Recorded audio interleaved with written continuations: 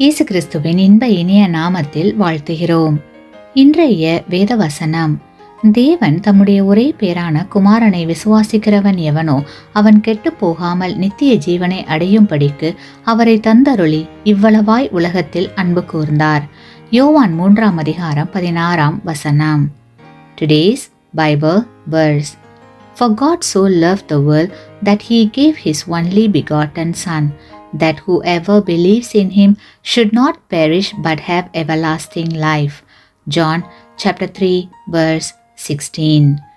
இரண்டாம் உலகப் போரின் போது தங்கள் மகன் இராணுவத்தில் பணிபுரிந்தால் தங்கள் வீட்டின் ஜன்னலின் முன் ஒரு நட்சத்திரத்தை தொங்க விடுவது அமெரிக்கர்களின் வழக்கமாயிருந்தது.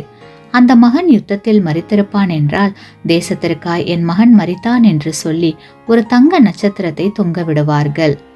பல வருடங்களுக்கு முன் சர் லாடர் இந்த வழக்கத்தை பற்றிய உள்ளத்தை தொடும் ஒரு கதை கூறினார்.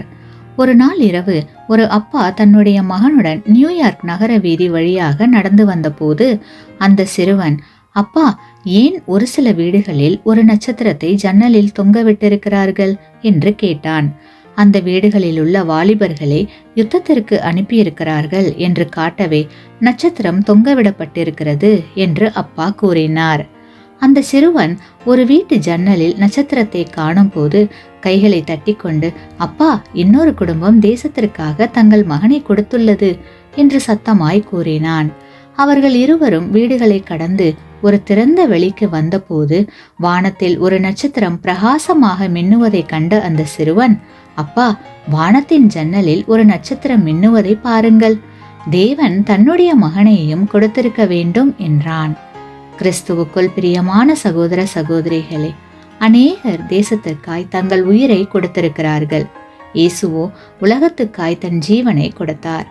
ஆமென கண்பானவர்களே, தேவனுடைய ஜன்னலில் ஒரு நட்சத்திரம் இருக்கிறது. தேவன் உங்களுக்கு என்ன செய்திருக்கிறார் என்பதை உணர்கிறீர்களா? நம்மேல் வைத்த அன்பினால் தம்முடைய குமாரனை நமக்கு தந்து இவ்வளவாய் உலகத்தில் அன்பு கூர்ந்தார். ஆமேன். நீங்கள் பெற்ற இந்த ஆசீர்வாதத்தை மற்றவர்களோடு பகிர்ந்து கொள்ளுங்கள்.